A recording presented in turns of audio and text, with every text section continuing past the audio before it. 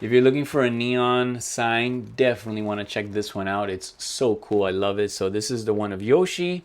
I'm a huge Mario fan, so thank you so much to the brand for sending me this. This is a free sample. So as you can see, it's all neon. It has the connection here, and then I have it connected right here.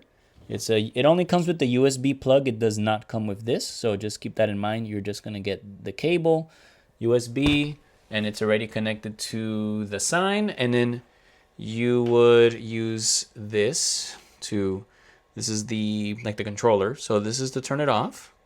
As you can see, turn it on, turn it off, and then this is to make it brighter. So this is the brighter, and then this is to make it dimmer. So, negative, positive.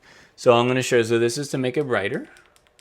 And then this is to make it, let me back up so you can see better.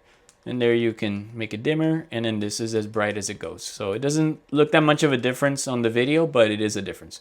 So yeah, so it's pretty bright. As you can see, it lights up the room pretty well.